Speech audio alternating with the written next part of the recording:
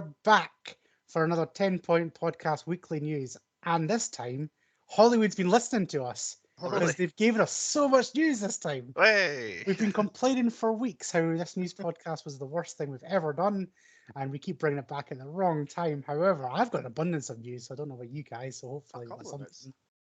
Yeah. So, I don't do that. okay. Okay. Well, before we get on to that, we shall get on to what we've been watching, and Bruce is already ready. Um, I need some So- popcorn. On you go, Bruce. I may as well let him go. He seems like he's ready. Let's go. Can I what did we complain watch? about She-Hulk now, please? Yes, Can we, we I think all? we've all watched She-Hulk. Go, rant. We've all seen it. Who is this television program for? Is it for the people who make it? Is it just for like the dozen of them that are in the room? Is it like they made it their own show, or is it for just absolute Marvel fanboys and fangirls on Twitter who are just like, oh my god, it's the best thing ever! I can't believe they did this and did this. Oh, it's totally like She-Hulk to do that. Like She-Hulk does that in the comics all the time. It's like, but what about the other 1 million people who subscribe to Disney Plus who like Marvel movies that want to watch this Pun as well? intended, by the way, is a fucking abomination to Marvel. Yeah. Again, this is something I said last week. It points out how bad Marvel finales are inside its own television show, and then just decides, oh well, because of that, we won't bother having one. Oh well, the series has ended, happy ending, tie everything up in a neat little bow. Oh look, celebrity cameo. Oh, celebrity cameo. Ah ha ha. Doesn't that happen in Marvel all the time? You're doing it too. Like you're making fun of it, but you're also doing it as well. It made no sense. It just annoyed me. And again, the further the series went on, it's a comedy. Oh, it's meant to be. It's not funny. Like I don't laugh at She-Hulk at all. It is Steve not a warned funny. me last week, and I still wasn't prepared for how bad that ended. See, Yeah. it's so weird because, like, obviously Bruce had like moaned about it, and he said like half internet. It's still like half internet absolutely love it. I think it is the best thing since sliced bread. Chantel is actually she's on the like one of these people that love it. She's like, oh, it was great. The only bit about She-Hulk that I liked is how it was comic accurate that she just bangs anybody. So, Right. so like they basically just made her into an absolute whore, sleeping with the entire Marvel universe. But bear in mind, she's only slept with Daredevil currently. However, I've just pictured that she's just going to go around sleeping with everybody, like she does in the comics. It's kind of like, I guess that's not a role reversal necessarily, but male characters in things are always Yeah. trying to get the next hot girl. She's just trying to get the next hot guy the whole time, and that seems to be basically But- one of her character traits. Is she's But looking bear in for mind that the problem is the comic was in like the 1970s, and Yeah. they were just making her like I don't know like in the comics if it was like Daredevil sleeping, but she like sleeps with Daredevil and like Wolverine and just everybody pretty much. But yeah, like that was my only saving grace on it. I was like, all right, yeah, that's pretty fun, but She's true to the comic. yeah, Yeah. the talking to the camera thing, it's like no, just leave I that don't for get Deadpool. that. I thought it was only Deadpool that had the fourth wall. No, thing. she does that, but there was never any real payoff to that other than the finale bit, which gets me on to my next point, which is the Kevin Feige stuff. It's just so self-congratulating that it made me feel ill watching it, and I'm just like, oh, they've actually written the guy who created the MCU. They've written him into this TV show to be like, oh yes, the great Kevin, who we love so much. Oh, the fabulous, our great leader Kevin. It's like, no, like this is not what a normal person who likes to watch superhero movies wants. This is not what I'm looking for. I don't want this is what I said last week. My last point on it last week was they've not learned the lessons of what the professional wrestling industry fell down with this, where when pro wrestling hit its absolute height in popularity, they decided at that point that, oh well, what more can we do? Oh, the best thing we can do is put the real storylines, the real things that are happening onto television instead of these fake stories that we've written for all these years. Everyone enjoys this buying into the theater of professional wrestling, but we've run out of ideas, so let's just put all of the stuff that's real on television instead, and then eventually people start to kind of fritter away who don't know or care all these references. There might be somebody out there somewhere, one corner of the world, that doesn't actually know that Kevin Feige is the guy who produces the Marvel movies. They're just and baffled they're by absolutely loving it. what is this robot all about? What I don't understand. This robot works Disney Plus, and then so this basically the whole show tells you that it's not real. Like it built itself a universe.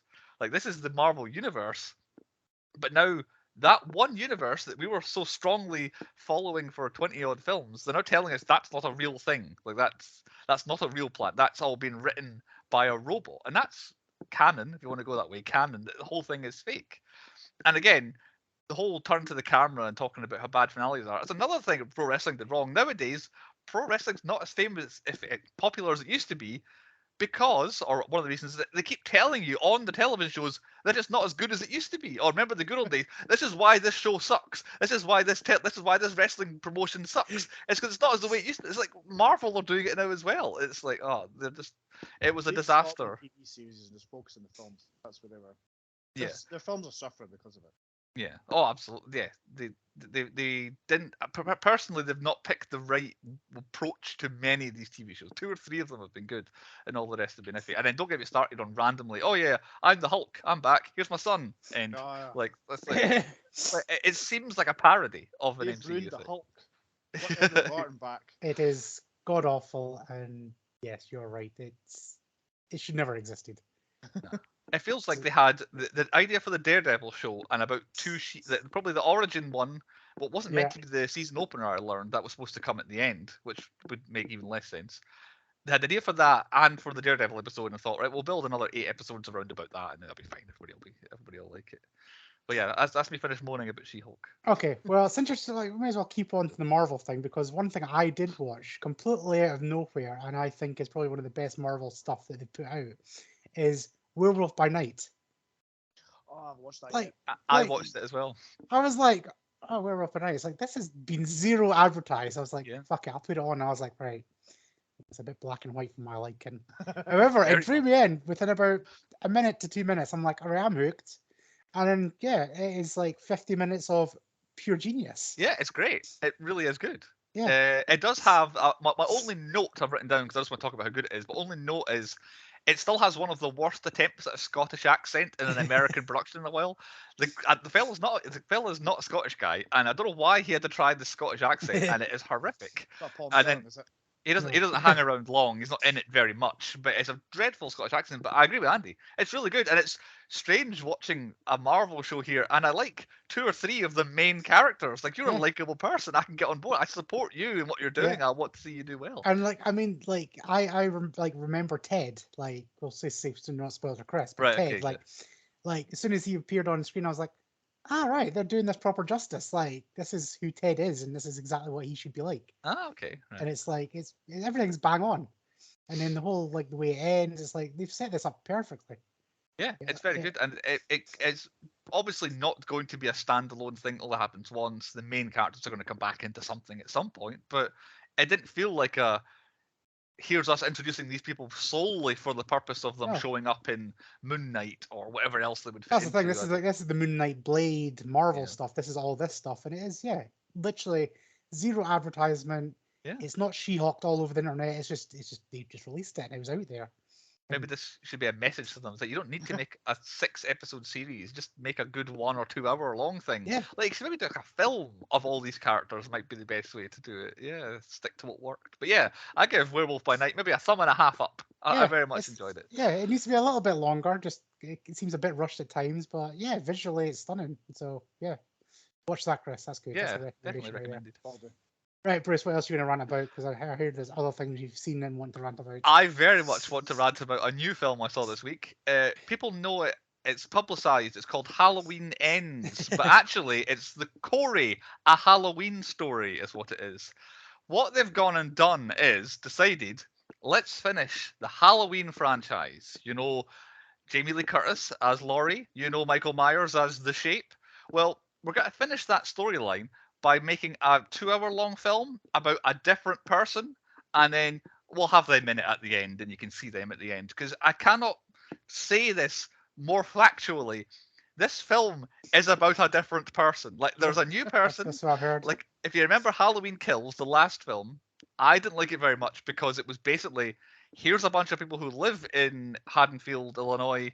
Let's tell a story about them, and then Michael Myers is around trying to kill people at the same time. Well, this one is, let's take Michael Myers all the way out of the film and introduce another person, and then do basically a kind of teen love story sort of thing with mainly this new person who's never been to any of the films before, and then we'll just staple Michael Myers and Laurie on at the end, and that's the end of their story. And it's like it's not very good either. That's the other thing. It's not like it's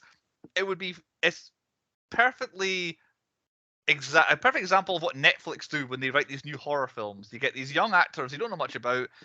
I'll put some money into it. The actors do their acting. It's not laughable. It's not great. It's not going to win any awards, and it comes out at some random Friday night throughout the year. Here's Netflix's new horror film of the month, and you go watch it. That's what this film is. But for some reason, they decided that's what they want to do with Halloween, and it's almost as if the people who wrote it were like, when I was younger, I wish I could have been Michael Myers' best friend, and he could have helped me deal with all my troubles, and I could have been his pal. So let's write a film where that happens, and that's basically what this is. And this is exactly why I didn't go to see it, because somebody, like one of my friends on Facebook, massive horror fan, loves any horror thing.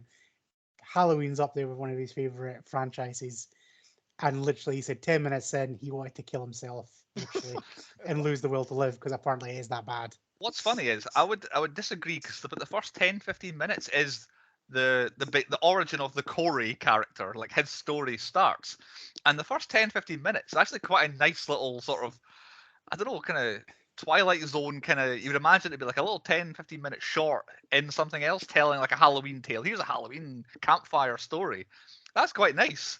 But then they decide, oh yeah, we won't ever actually get to Michael Myers and the stuff you're waiting to see. We'll just continue going for the next hour, carry on with this other thing we set up. But no, it's like, once again, the strike rate of the Halloween films is about 20 of them, and still about 4 of them are good, I think. It's rough. Right, have you got anything to give us positive that you watched this week? Just that Werewolf by Night. That was right, it. okay. You've already done that. That's me. So that's pretty much where I was at with what I've watched this week. Is I watched Werewolf by Night, so I'll class that as maybe a film. It's a short film. We'll go with that. Yeah. Like I said, I was going to originally go watch Halloween, but I've heard so many bad things about it, I didn't bother. So, being the great podcaster I am, I thought, fuck it, we'll just rant about it. I know somebody would have seen it here. The only other thing that I've watched, and I genuinely can recommend, and we don't do recommendations on game shows in this at all. However, Netflix's The Mole. What a show. Okay. So The Mole was a show that I used to watch back in like 2000, and it was an American show. Very simple concept. 12 contestants. One of them's a mole.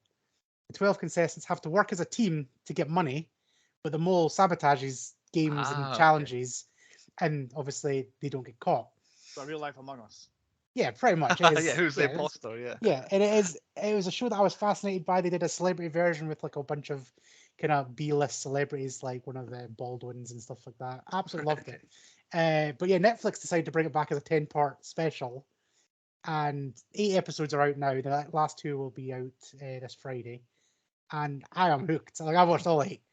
And it's one of these shows where it's not like a game. It's basically you want to play. It's like Cluedo. You're watching it yourself, going, you're the mole.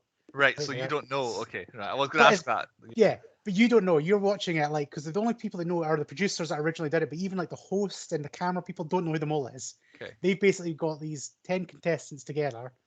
They've picked one of them to be the mole, and then the producers, that's it. They just put them in, and the mole knows bits and pieces. But it's not like an elimination thing. You like somebody gets eliminated each time, but you don't vote them off. What you do is at the end of the episode, like the end of the task or whatever, you answer 20 questions on who you think the mole is. But it could be questions on like what kind of shoes were they wearing, or what task or what team were they in, what color eyes did they have, and it's just so you can spread your bets, and the person that's the furthest removed from the mole gets eliminated. Okay. So what happens is the contestants then pretend to be the mole, because they want other people to think that they're the mole, knowing that they're not the mole, but they'll think they are, and then they'll get voted off. Like not voted off, but like they'll get eliminated because they've answered the questions wrong. Right, I see. So it's not like your Love Islands and all that. You don't get voted off. It's just if you get the questions wrong, bye, you're gone. So this is a daft question. So somebody gets eliminated every episode. Is that what you said? Yes. So does the show end when they get the mole, or do we not know that they've yet got the mole, and it could turn out to be the first person who got eliminated was? No, because the mole obviously can't be eliminated because they know all the questions about themselves. Right, I see. So basically, all 20 questions would be about you. So it'd be like, Was the mole in this task wearing a grey jumper? Ah, so you go, yes, he was. Yes, he was. Yes, he Yes. was. Yes, So he you're was. never going to get the questions wrong unless you're really that stupid. Like Chris was like, what the fuck But was I then- wearing? At some point, they're gonna be like, it's like, I don't want to spoil the show too much, but yes, okay, I'm intrigued. I'm very. It's a interested. great show. Like I Yeah. said, like what you're saying, because it gets down to like the last four. That's the top fours of the last episode. So one's a mole, and then the other three are not moles, but they've all been pretending to be a mole for the last like 8 episodes. So somebody's going to know, like, but then somebody's not, and then it gets down to the person that gets the most questions right, and then they win the prize pot that they've been working the last 10 episodes to win.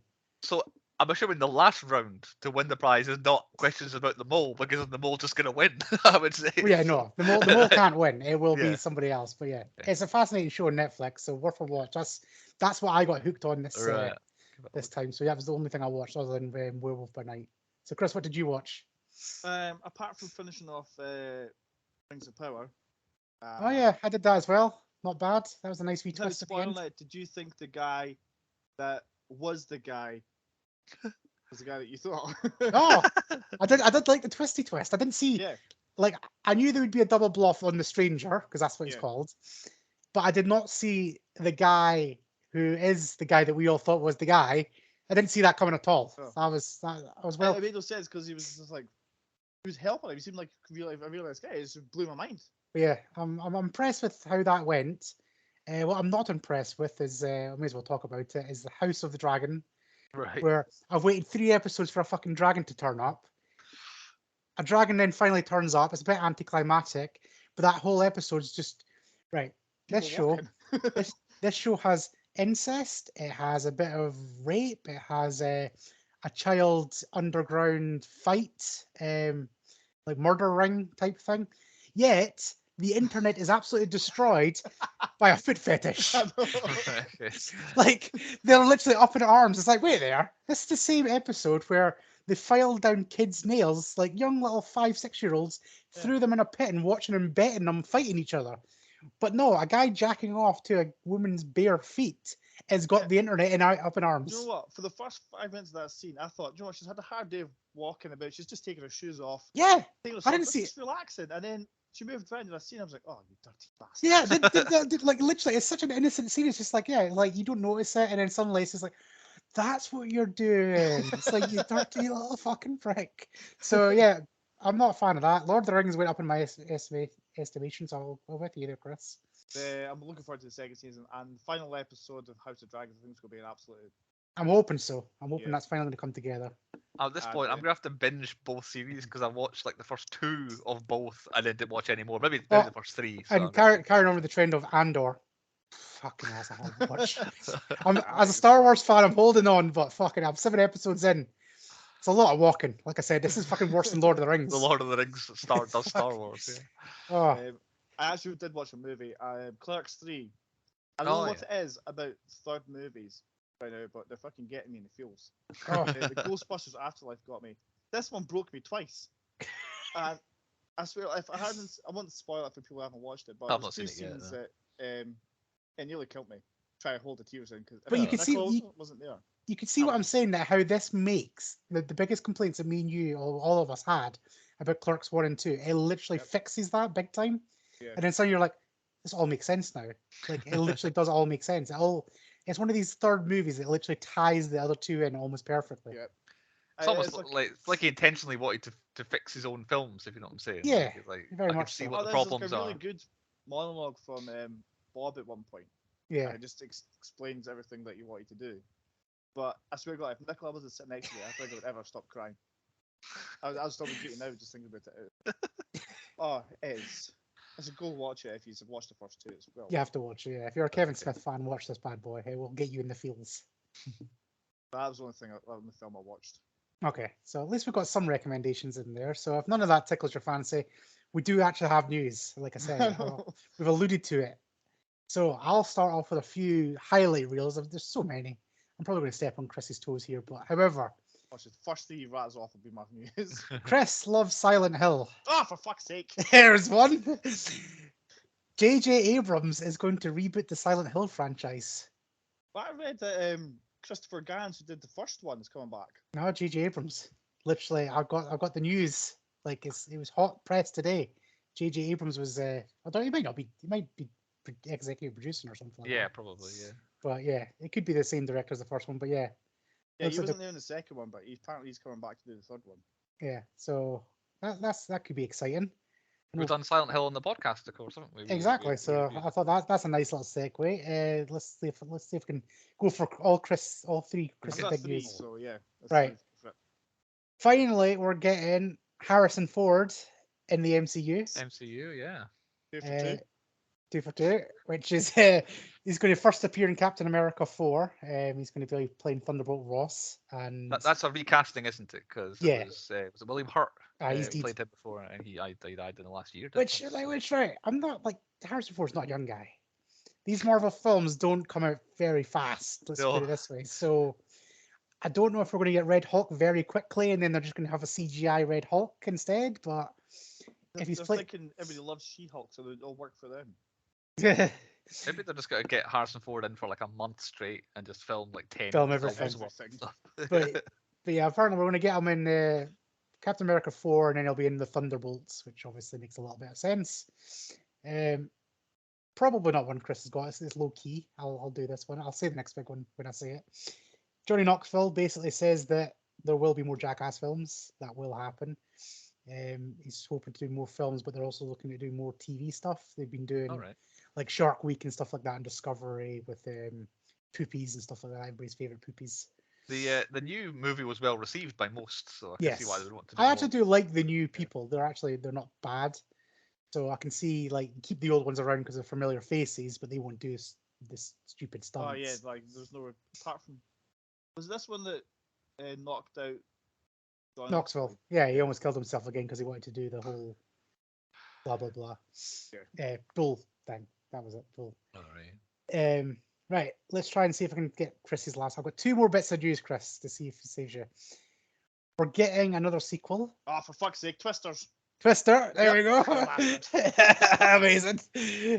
So yeah, we're getting another Twister, which the director said that they're going to do justice to Bill Paxton. Which I don't know. It's going to be hard to make another Twister film.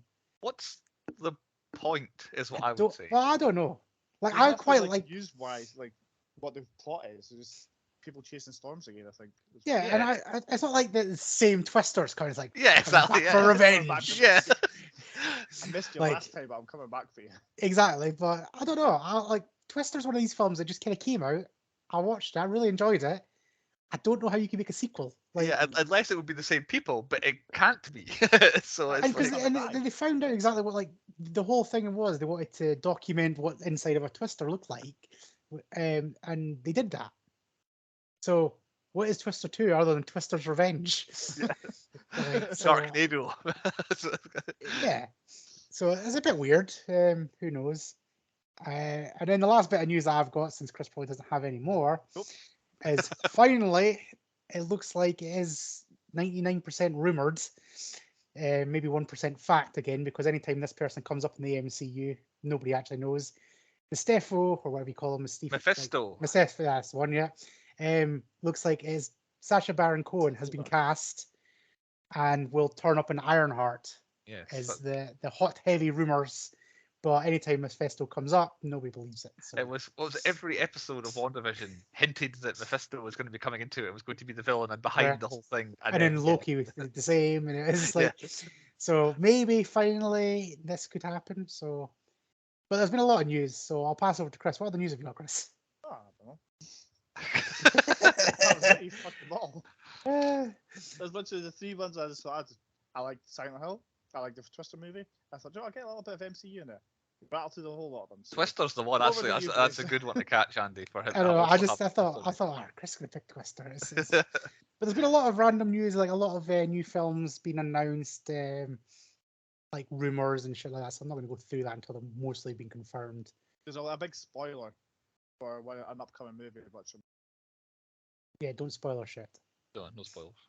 So, what's the forecast, Bruce? What have we got? Let's have a look. So I managed to completely miss the #1 movie of last week on my preview. So I'll come to that. Top 5 last week. Don't Worry, Darling was number 5, still hanging on. Ticket to Paradise, still just ahead of it. The Julia Roberts, George Clooney rom-com. Smile slipped to 3. Halloween Ends did not debut at number 1 in its first week in the theaters, which goes to show how badly received it is. But Lyle Crocodile is number 1. It's everywhere. It is. It's on the side of fucking buses. It's on trailers. It's on adverts. Like, what the fuck? I'm not even sure if it's. I think it's a kids movie, but it's certainly PG, so I'm Yeah. assuming it's a kids movie. I don't know if anyone famous is in it. I don't know if there's any superstars. I've seen a in it. trailer for it, and all I just every time it comes on, it's like, oh fucking hell, it's a singing crocodile. Like, Yeah, so it's a crocodile movie, and yeah, I guess kids maybe off school for the October holidays, midterm or you call it holidays, maybe. So maybe the cinemas got overwhelmed by kids going out this month. So yeah, that was number 1 last week. Completely missed it. I'm very indifferent to that news. But this week, actually, a big movie release, super duper movie release. Black Adam is finally got to 15 Black years in the Adam. making. It has been the blockbuster of the Yeah. autumn that we've been waiting to get to. The Rock stars as Black Adam in his passion project, superhero-wise, in the latest attempt for DC Comics to try and do something with their, with their IP that they have. So far, it is very 50-50 on the reviews. Some people are Yes. saying, like, a return to form for DC, and some are saying, another swing and a miss from DC. People are getting sacked, people are getting repositioned in DC, so... And people want basically The Rock out because apparently he is the shittest thing about the film. I've read as Is well. that right? Okay. So a passion project that basically just went, nah, you're shit. So... It'll make a lot of money because people will go see it. It's got probably toys and posters and collector's cups and everything everywhere. In fact, now I think about it, in my local Tesco's, there's been a stand of Black Adam Funko Pops in the same position for about a month now. And nobody's touched And one. it's not running Well, out. I got an email from Cineworld offering free posters for anybody who goes and watches it this weekend. So. I did as well. I also got an email from one of the Glasgow Cineworlds has opened up the new IMAX with lasers screen. Come and see Black Adam at IMAX with lasers, and I'm like, I'm intrigued to what. Yeah, I'm intrigued to what that actually includes. So I'll tell you what, Star Wars, that'd be fucking epic. Yeah. So I'm not sure what it means, if it's like a super duper laser screen or if it actually, like you say, goes like, flying awesome. around. I'm just picturing a rave now. Yeah, how many films that would Star Wars or something? Yeah. Star Wars, yes, it works for, but maybe not Jurassic Park. It might not work for, so I'm not sure how that's going to play into it. So I might give that a go at some point. So yeah, Black Adam, that'll be the biggest movie of the week. Second biggest, I mentioned it last week because it tied into what we're doing on the podcast. The Banshees of Inisherin. Brendan Gleeson, whose name I forgot, and Colin Farrell, reuniting the In Bruges cast. The two of them on a remote island in which Gleeson's character abruptly ends their lifelong friendship and Colin Farrell's refusal to accept it. So it's kind of black comedy sort of thing where these two, I guess, middle-aged men one of them decides doesn't want to be pals anymore. It's probably very dark humor, very dry Irish humor about it. I want to watch it to see what the twist is as to why they've fallen out. Yeah, there must be something to it. I don't know if it's. I don't want to speculate in case. I reckon somebody stole the last roll of toilet roll. That might be what it is. I say it is a remote island off the west coast of Ireland, I think. So it'll do a bit of money. It'll do especially well in Britain and Ireland, obviously. So it'll probably chart quite well. But yeah, it'll probably be good, but might not many people see it. And one other film comes out this week. It's one of the ones that we used to get quite a lot back when I was doing these in the old news. A film called Maya or Mia and Me, the Hero of Centopia. An animated movie that looks like every other animated movie ever, but I think it's originally German and it's been dubbed into English. But apparently it's a popular animated thing on somewhere or another. It's got a feature-length version of it. So Mia and Me, the Hero of Centopia, might chart well as well next week. In terms of streaming, I'm for giving up searching for the new films on streaming because I can't find anything new film-wise that's coming out. They're all random as well. They just seem to appear. It seemed to and it is genuinely like I say. One of my ways of trying to find out is like I go on Netflix's like Twitter, and like what are they tweeting about? What are they telling me that's coming? But it seems to be they just launch something on a Friday and like boom, new films out, go watch it. So it's hard for me to preview them because I don't know they're coming out until they do. So something somewhere will land on streaming, but I think most of the services are doing their TV shows like your Andors and all that at the moment. So I can't find anything to stream at home. And in the future, we're pretty much done with the movies of October already, with a week to go. So November, Black Panther, and then, like I mentioned last week, Glass Onion, the Knives Out movie, is going to be on Netflix, but it's coming out in cinemas as well. So they're the big ones that I've got coming out next month. And Avatar 2 is going to save cinema in December. It's not. Cinema's going to be dead by then. So, yeah. I heard someone talking about that last Avatar movie, how it was the biggest blockbuster of all time, and it changed cinema temporarily, as in everything had to be 3D for about Yeah. 10 years. Can you, like, the question was, can you tell me any sort of famous line or famous bit from Avatar? And I was just thinking, no, not really. Like, Unobtainium. yeah, unobtainium, yes, exactly. And it's like, there's just nothing has much staying power other than giant blue guys. Is all I can really remember from Avatar. But it came and went quite easily, Avatar. But that's coming on the horizon, and that's it for the forecast. Keep an eye out for Black Adam next week. I'm sure it'll be the big one. There you go. So there's at least something to look forward to this time. We might have not necessarily watched it, but you can definitely go and see shit. So basically, don't watch Halloween. That sucks. Yeah, don't bother. Watch The Mole because that's my hot pick. If you're a Star Wars fan, stick with Andor. It might get better one day. And what did you watch, Chris? You watched something. Clerks. Oh, Clerks. Clerks will get you in the feels. And if none of that tickles your fancy, then you can watch my pick, which was Slither, to start off our unofficial spooky spectacular for Halloween In late October. in late October. So yeah, go find Slither. Good luck with that because that's not on that many streaming services these days. And join us on the 10 Point Podcast main podcast. I still need a better name for that.